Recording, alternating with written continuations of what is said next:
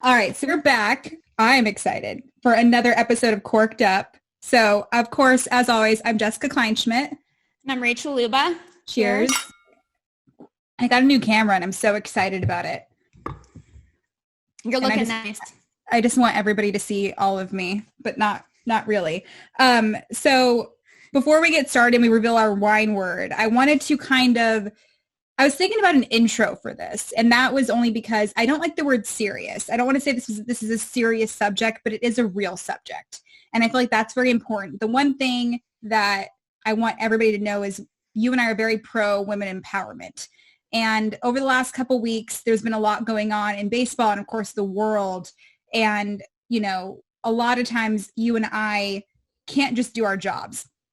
And something happened to you on social media, and we'll dig into that in a little bit. But before we do, we're going to reveal our wine word. And it does stick with the feminist, pro-women situation that we're constantly preaching. And so anytime that we say the word women or woman, so plural and singular, you and I have to drink. And producer Jay is killing it and going to remind us because we always forget. Yeah, he's going to keep track for us. Because we're the worst. But and cheers to that, though. Cheers to that. Women. Yes. Women. Cheers to women. That's like a freebie. That's a freebie. We're going to give that to ourselves. Okay, so this real subject, it was actually interesting because Rachel kind of, messaged me out of nowhere, and she was getting attacked on social media. Let's just say it. Let's call a spade a spade. So go ahead and give the people the background of the incident that occurred. Yeah, so I'm sure there's a fair number of people that followed it to an extent. If you didn't, I'll just give you like a brief overview of what happened and what kind of led up to it. My client, Trevor Bauer, had some frustrations with some of the things that were going on during the negotiation for baseball coming back, and basically tweeted out a tweet that alluded to Scott Boras somewhat like interfering or representing, speaking, being the voice of players that he did not represent. And Trevor basically asked him to, rep your players how you want, but please don't, speak for all of us kind of thing. We immediately got calls from other agents, et cetera, kind of letting us know that, whether they loved the tweet or not, and warned us, look, like, be careful. Boras is going to send his guys after you because that's what he does. It'll be his clients, like his players, whatever. So we kind of knew that going in, but figured whatever. Next morning, we wake up, we're on Twitter, and I text Trevor, I'm like, are you seeing what this guy Kyle Loesch is saying?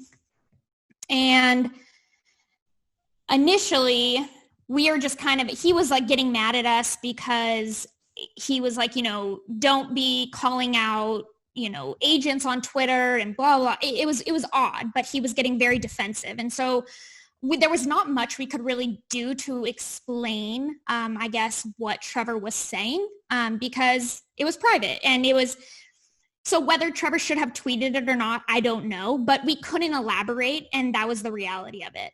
So he got upset, and then I think it was a day later, he sends out this tweet to Trevor, and meanwhile, at this point, we find out he's a former Boras client. So everything makes sense. And he sends out this tweet that basically questioned Trevor's agenda and said that kind of goes into, oh, you're basically Rachel's just your girlfriend, even though she's your agent, she's really just your girlfriend, and kind of just diminishes anything I've ever done to really deserve to be where I am. Because again, it all just kind of came down to she's your girlfriend. So I respond to that. basically saying, I didn't even tweet at him. I just, or quote tweeted it and posted it. And I said, imagine having a law degree, being a certified or, a licensed attorney, having worked at the union as an attorney, all these things, right? Certified as an agent, but that's still not enough to have, to be able to avoid questions like this or, right. Assertions like this. And so real quick, let's have producer Jay put that tweet up because you did quote tweet it. And those who don't know, Rachel mentioned Scott Boras. He's a bulldog of an agent. Kyle Loesch, former client. Kyle Loesch was in the league for 16 years, veteran pitcher. So he apparently knows the ins and outs of what it's like to have an agent. And this was years ago, so he's not, recently retired by any means. Right. But he did come at Rachel on Twitter. So sorry, just wanted to point that out. No. So go ahead and continue. So the next day, again, Trevor and I both just ignore it. We don't interact anymore, but people, or everyone's kind of going off at this point. There's a New York Post article, articles written about it and all this stuff. And then he gets upset and, Bauer says, look, you're sexist for even asking about her. What does her personal life have anything to do with what she's done as an agent, her motives, all these things. And so Loesch gets more upset. And, I think I don't know if it was a day later, several hours later, think about how creepy this is. Loesch and I, by the way, we don't know each other at all. Never met. We're not friends. We don't follow each other on social media. We don't know each other. Meanwhile, he's claiming he knows for sure that this is a fact. And then he goes and has somebody, because it wasn't him, because I have a private Instagram that I put, my family's on it, my friends. And he has, which I highly suggest everybody does because it's important. Yeah.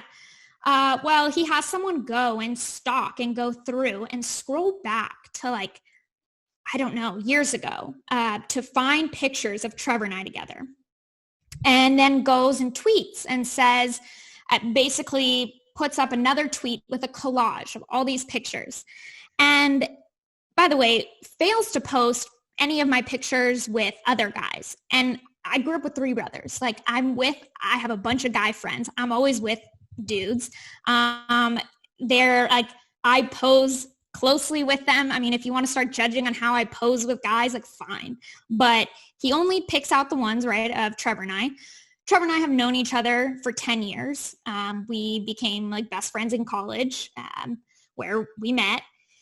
And so he puts all these up on social media. Had someone stalk my social media, put them up in a collage. Jay pulled it up for us so you can see. And so I basically respond again, not directly to him, but I put up a picture of all the other tweets or all the other pictures on my private Instagram of me and other close guy friends. And I basically tweeted out saying, a reminder to women that you can have guy friends. And cheers to that. Yes.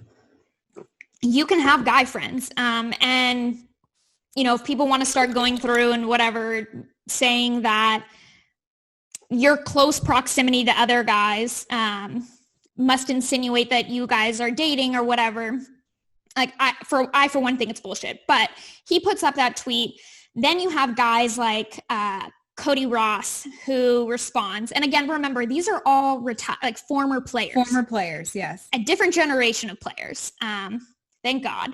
But Jay, if you want to pull that up, show where Cody Ross responds, and they joke about personal touch, I've never touched my agent like that. Okay, so Cody responds that, and again, so apparently he's ended this debate that because there's those pictures that, game over. It took me a few minutes to just go and find, there's pictures of Boras, with, I think there was one, Jay, if you want to pull that up for us, of him and Arietta. They look pretty cutesy, together and looking up at each other, but nobody questions that one. There was another one, Yeah, there we go. So we got, like that's a sweet picture, right? But and then here's another one of another agent we have who even talks about personal touch in that, right? But apparently that's okay, because if it's just a woman, cheers. A woman can't do that. And so basically what happens is for the next 3 days, I get bombarded nonstop about, you didn't answer the question. Kyle Loesch is making, burner accounts. Apparently an MLB executive made a burner account. I think it was just Kyle Loesch, but who knows? Even if there is an MLB exec who made it, they're claiming she's lying about it. And I just want to be clear. And I thought I was clear at this point, or, on Twitter, but I'm going to say it again. I never answered the question. So, whether people saying, I'm straight up lying are just factually wrong, right? And I didn't answer the question for a very, I guess, specific reason. And that's kind of what I guess we're going to talk about today. And everyone, saying she didn't answer the question, so that answers it for us. And so this is where I want to explain why I didn't answer the question, and to reiterate again that I refuse, for the sake of every man, woman in my life, all my friends, cheers, all my friends, all my romantic interests in my life, everyone, I don't, and the future of women, cheers, sorry. Cheers again, yeah. In this industry, I refuse to dignify the answer or the question with an answer. And this kind of goes to something that a year, 2 years ago, 3 years ago, I made a choice that I was going to take a stance on this, because I knew that my close relationships with players, etc., were going to be questioned, brought up. I was going to be attacked for them. And it was something that I kind of, other players, when I was at UCLA, they would warn me about this. They were like, you should be careful if you want to be an agent. People are going to ask, you can't be seen with players like this. And it got me thinking, first of all, what mold? There's no mold for women. Sorry. More Rachel. I think I picked the wrong wine world. Yeah, you did. You're already drunk. So I basically what happened was I decided that there really isn't a mold yet, right? There's not a mold I need to fit, because there aren't a lot of females, you're welcome, in this industry to have established a mold that I have to fit into. So that gave me an opportunity to create whatever mold I wanted, which is also kind of along the same time when I decided I'm going to embrace being feminine. Initially, I wanted to change my name, right? I was going to go by my initials, Ari. It sounded more gender neutral. Right. I was going to do things to downplay my femininity. And then I decided, you know what? I shouldn't be ashamed of my femininity. I like it. It's something unique. It sets me apart. And so, and the only people that really hated it seemed to be other agents. So I don't have a problem. I'm going to embrace it, basically. And I realized that it was going to be interpreted. Who knew how it was going to be interpreted? There were probably going to be plenty of people that, kind of questioned it or, judged me for it. But in the end, I wanted to create a mold that I was proud of, right? Not hiding a part of who I am or anything like that. Not apologizing for who I am. And so I decided that, that was important to me. And so it is important to me on those same lines that women, sorry, cheer. We're all good. It's important to me that they don't have to answer to their personal life. Because if you do a damn good job at your job, if you've earned your spot, your seat at the table, what does your personal life have anything to do with it? Mm-hmm. And that was kind of, I guess, where you know, even that question like got me thinking, how often do we ask male agents about their personal life? We don't. Like, we don't ask them about the clubs they frequent together with other clients, you know, strip clubs maybe. We don't ask them about, to think that there isn't a single gay male agent out there is kind of crazy to me. Yeah. Well, at least an openly gay one. No, that's what I mean. But yeah. To think like that, just there's not a single agent out there that closeted gay, you know, being gay hasn't come out yet or whatever. I'm sure there is, and I'm sure there are players that are. Mm-hmm. But we don't ask about who other agents are sleeping with. We don't ask about which agents are sleeping with their players' wives, girlfriends. Like, sorry, but we don't ask about it, right? I can promise you, I've never asked that. You would know, right? You're media. You ask these things, but you wouldn't ask that. But the problem is that apparently my personal life is relevant, right? Yeah. Like, my personal life, that matters, and I have to answer to it.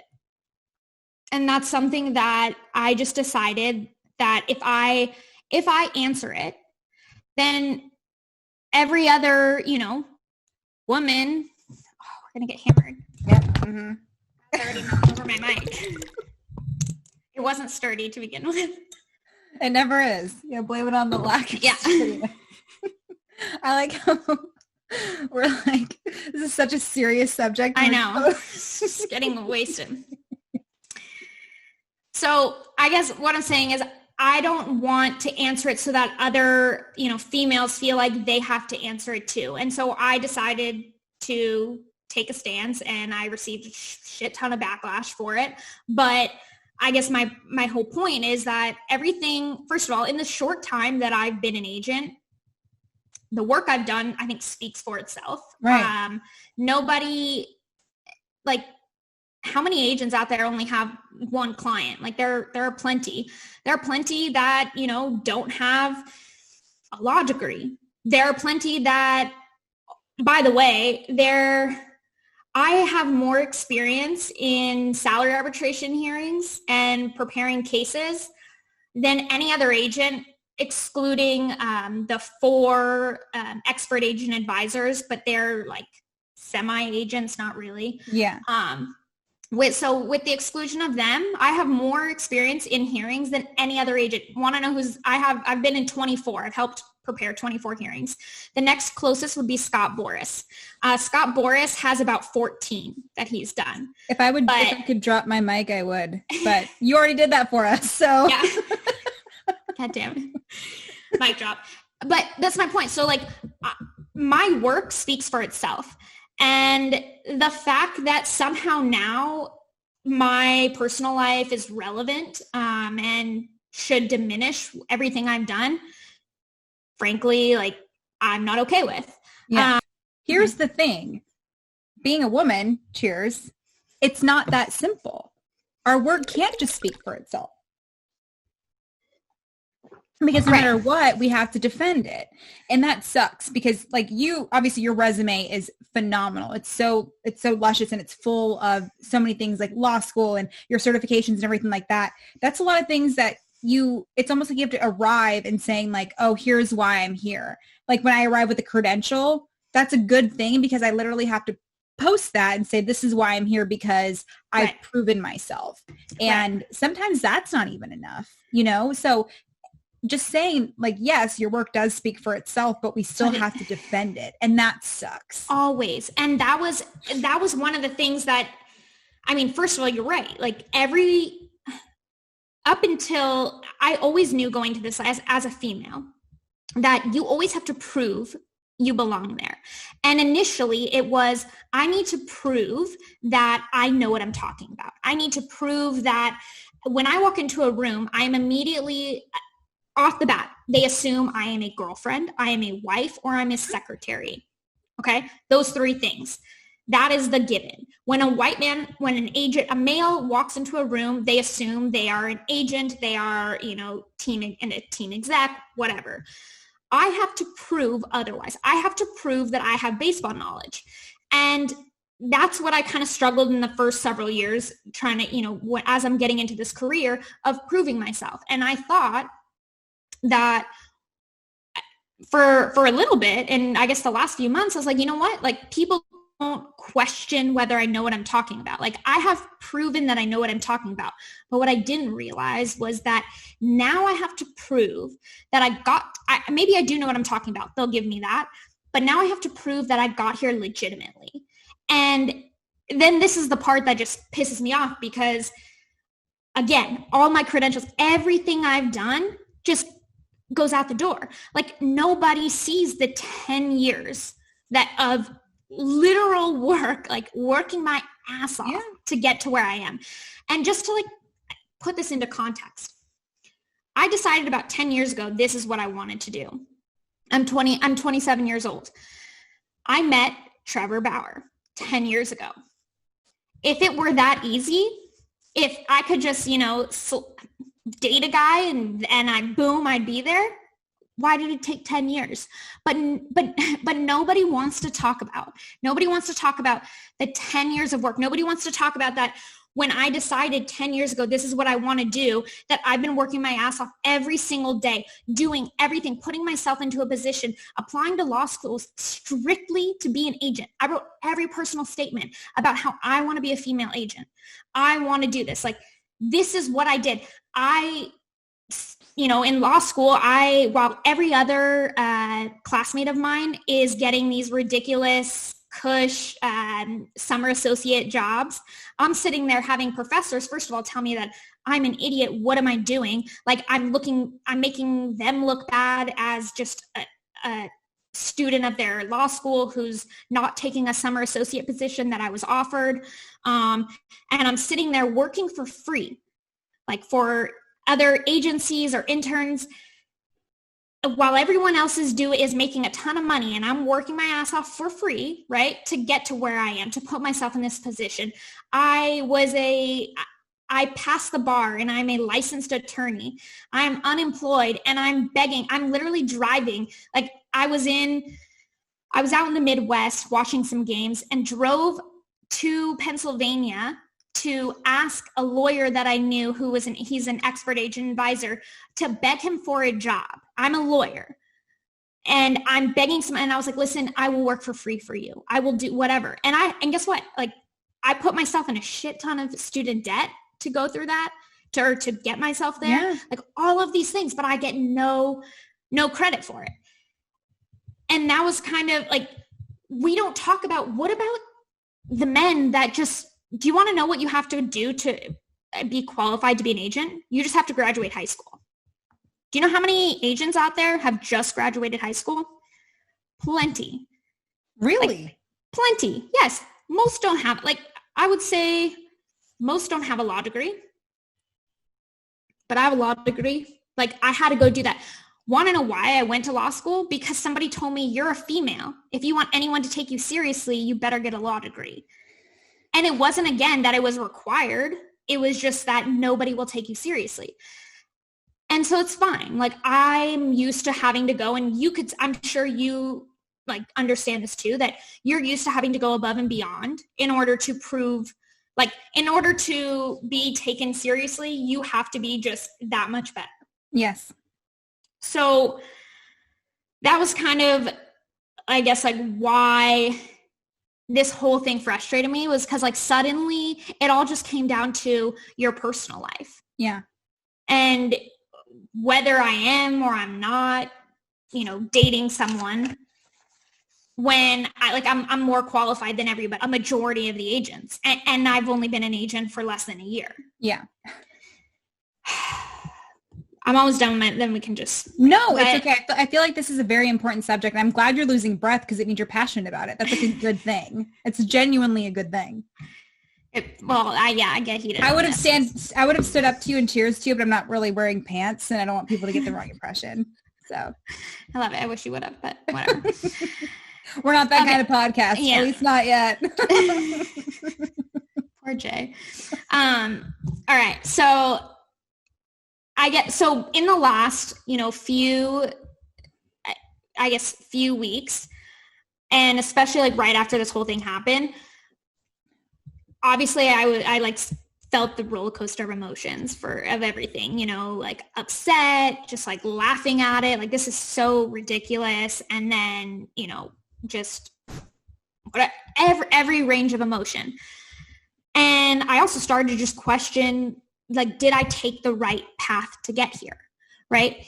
I imagine if I never became a lawyer, there's a chance, maybe I could have still become an agent, but I'm sure I would have been questioning, like I would have had so many more obstacles that I would have faced. But I'm still here today, like thinking the same thing, like, did I make the right choice? Because after I worked at the union as a lawyer doing the salary arbitration hearings, I was offered a job at a traditional agency to be an agent. And I thought about it and I was like, shit, if I took that, like I would have been amongst a bunch of other male agents, and I would have had technically like a ton of clients, and nobody maybe could have accused me of she slept her way to the top, or, you know, whatever it is. But then it makes me mad because the exact reason I didn't choose that was because, first of all, I didn't want to be somebody's token female. I didn't want someone to hire me to be their token female at their agency. The diversity credit or something. Mm-hmm. And so that was why I knew any agency I went to, the ones that would consider hiring me were the ones that saw like, this could set us apart. This could make us different if we had a female. And I was like, you know what? I don't want you to want me because I'm a female. I want you to want me because I'm going to do a damn good job. And have the fact your gender needs to be like an after effect. Right. By the way, that helps. And that's really cool that you have that, but I don't want that to be the reason that you hire me. Yeah. So I didn't want to do it for that reason. And I also didn't want to do it because I don't believe in the way that the traditional agency, is set up. And just to kind of go on that, and I'll give a little plug to my agency here and that how I do it differently. Jay, if you want to pull up the tweet by, what's his name? Is it Mulder? Yes. Mark Mulder. He mentioned like a percentage, like 5. Yeah. Former A's great, Mark Mulder. Okay, so here's a great little tweet that he put out. Guess this is that's one way to keep the 4 to 5% agent fee in-house. Well, I just want to be clear here. I wish I charged my agent that much. Yeah. He gets more than that. It's fine. You're getting ripped off. Not really. You have a cool agent. Yeah, I do have a cool agent. But just to kind of respond to that tweet, actually, unlike Boris and every other agency, which I believe just straight up rob clients by charging that much for the work that they actually do, I just charge like a lawyer does, and I charge an hourly rate and bill clients for the work that I actually do. So to just completely shut down that dude's tweet, I will say that. And also that will kind of explain why I didn't want to go to a traditional agency, because I wanted to do this better. Like I wanted to do this a different way, which means I had to go on my own. So by making that choice, like I realized that I'm going to put myself in a position where I'm going to have to start with one client, and it's going to open it up to all these questions. But, obviously, whatever. It was the path I chose, and I'm here to own it. And so I guess like throughout this whole thing and like throughout that whole Twitter spat, I so badly wanted to answer the question. And I thought like it would have been so easy, right? That whole thing, like a lot of it just boiled. I mean, aside from the people saying I'm lying, which I didn't answer it. So how do you say I'm lying? Right.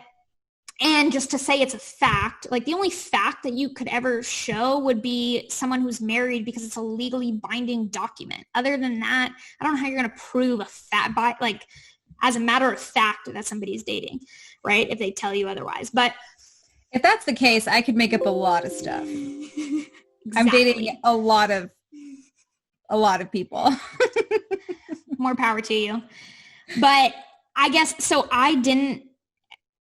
it would have been so much easier, right, to just answer it. But I chose not to because I knew that if I answered the question, as simple as it would have been, it would have ended everything. I would be letting them create and perpetuate a mold that they wanted. And They by would have won. They 100% would have won. And so by they, I mean the other men in this industry, because really that's who kind of started this whole thing. By the way, nobody ever asked me when I was at the union. Like, that was never an issue. My personal life, nobody ever brought that up when I worked as a lawyer there at the MLBPA. But now it matters because people want to try to diminish any of my accomplishments. And so I decided, I'm going to let people say that, oh, we know her answer because she's not answering the question. And no, the reason I'm not answering the question is because if I answer it, then you get to perpetuate that mold. You get to create a mold. The men get to create a mold that they want for women in the industry. And people will twist your words too. Trevor himself told us media has a way of twisting words. Of course. Of course. And so I made the decision, right? I'm not going to let the men in this industry dictate the mold of future women. Cheers. That was cheers on multiple levels, babe. Mm-hmm. Legit. I'll drink twice. You literally took like a gulp too. I seen that. That was impressive. I don't care. Yeah. Kyle Loesch will make you drink, I'll tell you. But anyways, I guess my hope is that in all of this, as much as it has sucked, and I know that there are going to be many more Kyle Loesch's of the world that are going to try, because of what I'm doing, because I'm a female, they're going to try to diminish. What a guy. Look at him up there. Yeah. Producer Jay, the best. Like I said, makes me want to drink. Cheers to Producer Jay. But cheers to you, Jay. But my hope, again, is that by refraining to answer, like, I'll take the heat. It's fine. But I hope that I can, be somebody that future girls can point to and say, look, she didn't have to answer that question because it wasn't relevant. And so I'm not going to answer it either. And I want them to basically feel empowered, because I think women should feel empowered. Sorry. No, we should. Damn it. Do you need a refill? Already, yeah. But we should feel empowered to say that's not relevant, right? Everything that we've done, look at my credentials. Look at the job I've done. Until I do a bad job, until I fuck something up, then you can start looking into, does this girl even know what she's doing? But no. We talked about this last night. Oh, we did. Rachel and I had like a heart-to-heart because I went through some similar shit on social media. And it's the stuff that I've been dealing with since Little League. When I make a mistake, it's like, oh, she's a woman. This is normal. When a dude makes the equivalent, the same thing, the same mistake, it's fine. It's brushed over. But when I do it, women shouldn't be in sports. So right. We talked about. I do agree. I don't mind people double, triple checking me because I do it all the time. I make typos constantly. It is what it is. When you write 8 articles a day, you're bound to make typos. But that's one thing. But like, I'm not messing with anybody's like money. Like, I'm not like performing surgery. Like, it's not a big deal.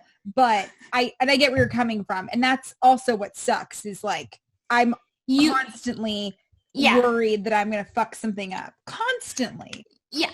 Well, that was, because we talked about that. And I was telling you how so Trevor and I will do, because we're both out here in Arizona while we're waiting for the quarantine stuff. And so we'll get together and film those videos talking about the negotiations and stuff. And there was one of the first videos. I didn't know, Trevor asked me about like the minimum games or something required to have a postseason. And I was like, I was like, oh, I don't know. And he was like, I think it's 60. And I was like, yeah, you probably know. Mind you, Trevor even said, I think it's 60. Right. Trevor didn't know. But so I was like, we both were just like, I don't know. Then that video gets posted and I get just annihilated in the comments that, wow, this ditz doesn't even freaking know like how many games, like that's laughable. And just going on like, can't believe she's an agent. Like, first of all, you don't know it either. But then I'm panicking, right? I'm like, should I have known that? So I go and text like the guys at the union, right? They make the rules. Like they help. Look at Rachel casually saying, Text the guys at the union. Like, yeah, because I freaking used to work there. But anyways, we forget about that. We skipped over that part of your huge resume. We skipped over that part. But I asked them, I'm like, what is the number? And they're like, well, I'm not sure. I don't think there is one. Let me check. And then, so first of all, they have to check because it's just like a lawyer. A lawyer doesn't remember every single rule in law, but they know how to find it. Yeah. Okay. So I don't know. So then they go and check. And meanwhile, I'm just thinking like, this is bullshit. These guys didn't even know off the top of their head either, but I get crucified for it.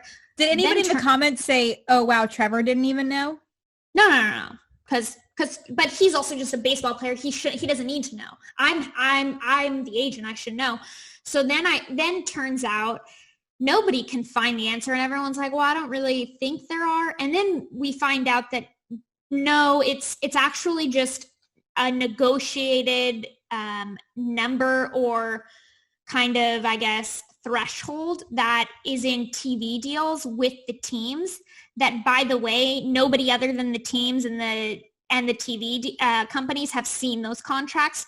So all along, I'm getting just crucified that I'm so stupid and I shouldn't be an agent because I don't know this. And these guys are on YouTube, like just acting on their high horse. Like first of all, like these dumbasses even know.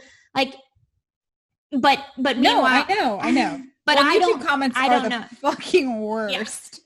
Oh, and because actually one of our guys at Momentum texted us and he was like, oh, people are like writing in the comments on YouTube. I'm like, oh, that's right. I'm back on YouTube now.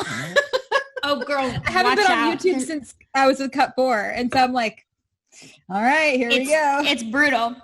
I'm pouring more because it'll humble you. YouTube comments will humble you. But here's the one thing. So I did the whole journalism thing and I took notes throughout what you were saying. And you ended on a good note. You genuinely want what's best for women in this industry. I'm glad you just repoured. But the one thing that was very, repetitive was, authenticity. And you said you don't want to be traditional and you don't want to do this. And like, that's so difficult for, I'm going to say it again, women in this industry, because we want to be the next X, Y, and Z, right? Mm. And you and I are both the same. We're constantly being asked to talk on podcasts and radio and stuff like that. And the one thing I like to tell people is like, when they ask, hey, how do I get in the media or the sports industry? Mm-hmm. And the first thing I say is don't do it. I want to see their genuine reaction because I want them to be like, the ones that are opposite of you and I will be like, oh, okay. And the ones that are like you and I will be like, fuck you. How do I do this? And that's funny because people literally would say the same thing to me. And I used to talk about how mad I would get because every time they would say it, I'm like, yeah, I get it. I always hear that, but I don't care. Right. And then like, yeah, that was always my answer. Yeah. I actually spoke to Carrie Champion because she has I guess like a group of women that she brought into NBC Sports. And it was the most nervous I've talked to. I was also literally in the middle of something. So I was like rushed. More nervous than Votto. I actually wasn't that nervous with Votto. Okay. That's I mean, like I was, I think I was only nervous. I think I was only nervous because it was like a last minute assignment and I was like, shoot, like, and I was worried that he wouldn't want to talk about the A's because they were playing the A's. That's what I was nervous about. Like he wouldn't give me anything. Gotcha. But I did leave a little teary-eyed only because he is our king. But that's another story. We'll have to have like a totally Joey Votto dedicated episode. Maybe he'll even be on. You never know. Well, Lord willing. Don't tease me. So, but it was more about like, growing up, and you're the same thing. We're both tomboys at heart, right? We grew up like, and correct me if I'm wrong, and I'm just speaking for myself. I was a boy. I played baseball up until I literally was told. Yeah. I mean, I didn't play baseball, but I was a dude. Yeah. And I didn't like that about myself at one point because I see like these girls being girly and doing stuff. And I'm sitting there like, I mean, obviously now like I'm a monster, I'm a girl and I'm like a tomboy, but back in the day I was like, I don't know why everybody's doing this when I want to do that, but it's different. Yeah. So it wasn't until I was like, I'm going to embrace being authentic and being myself and not going with what everybody else is doing. Yeah. So when you said that, it struck a chord with me. And I feel like that's so difficult because, like I said, everybody wants to be the next Katie Nolan, the next Sarah Spain, the next Michelle Beadle in sports media.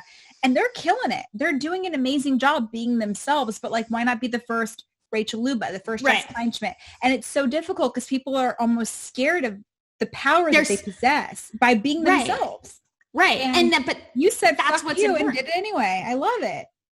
But somebody told me that. I remember when I was younger, and it was my PE coach actually, or a teacher, and he said it was talking about, I'm going to be the next Mary Lou Retton. So I was a gymnast, and he looks at me and he goes, why don't you just be the next Rachel Luba? And I was like, you know what? I was like probably 7 at the time. Like, that's a great point. Yeah. But that was kind of, and I think that's something that it's a blessing and a curse that I'm coming into this industry really with nobody to look up. I don't want to be the next who, like, I can't be the next who, because who is there to point to? There's nobody. And so I want to create a mold that I'm comfortable with, that I feel like I can be myself. How many women how many women, oh, fuck.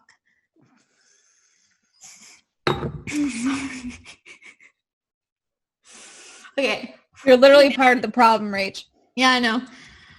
Do you talk to that are like, you know, they have to have this alter ego when they go to work, or, you know, they have, and a part of me, I know I've kind of had to, in the beginning, I tried to play that part too. I tried to fit into this mold that the men, by the way, were telling me to fit into, and that I can't be seen with players, because I've had agents straight up ask me when I was interviewing for internships at an agency, they were like, how do you know all these players? I'm like, what do you mean? How do you know all these players? Like, I do that when I go on dates. The guys are like, so like, are you super into baseball players? I'm like, this is our first coffee and you're asking me that? It's like the dumbest thing ever. But of course, right? And because I think, but to that point too, I think people are, and I think men too, are so uncomfortable still with women being in their space and their, And I get that. Like, I'm, especially in the clubhouse, like, I'm literally, you're changing and this is your comfort zone. You're prepping for a game. Trust me, I don't like it either, bro. But I got a job to do. Yeah. But they're so uncomfortable with it that I think they have to question what they find all these ways to kind of question how we got there. Was it legitimate? You know, what we're doing legitimate? And you even see this, I was thinking about this the other day. You see it in sports just with like female athletes. We sexualize everything. When we put a female on the cover of Sports Illustrated, we're sexualizing her. We're showing her for being, you know, super hot. We're not acknowledging the fact she's like the most badass, you know, volleyball player or whatever it is, right? It's more of like, look how damn hot she is. Yeah. And if you want to like ooh and ah over how hot she is, fine. I have no problem with it. Like, there are plenty of male athletes I look at and I'm like, oh shit, they're really hot. Yeah. But just when that's their job, and what the first thing you should be talking about is how damn good they are at their job before we go into, oh, and by the way, she's also really hot. Like, okay, fine. If you want to follow it up with that. Yeah, 80 seconds later, then tell me she's hot. Yeah, right. So that's, I don't know. That's kind of my... But here's the thing. It's not going to happen. It's especially not going to happen overnight. And actually, I was on the radio today talking about all the MLB shit. It was funny because I had this prepped this morning, and then Rob Manfred said, we're not confident in baseball returning. And then an hour later, I had the radio spot, and he's like, we were talking about that, and I was promoting the podcast. And he's like, hey, has it been like how are things going with like women these days and like in sports? And I was like, I honestly, and this is me being dead serious. Oh, so yeah, dead serious. I said, it'll never be over. No matter what happens, like, women have helped pave the road.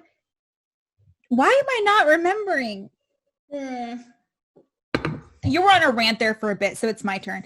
But it's not going to be easy because I'm going to constantly be like, it's still going to be bumpy. Like it just constantly, no matter what. The way you change, and this is what I truly believe, is the way you change it, it will never change if we give men the ability to dictate how we need to behave, how we need to do our jobs, what questions we need to answer to, and what questions we need to not talk about. Like, until we take that power back and say, no, these are questions that if you don't answer to, I will not answer to. These are things that if I'm comfortable, if you get to put a picture on your Instagram of you at the beach in Cancun in your, bathing suit, then I can too. And until we take back that power, and guess what? The first females that do it are going to be hated. They will receive backlash. Look at me. I'm a liar now. I'm an attorney who's like overly qualified, but I'm still a fraud. I'm all these things that people have said, whatever.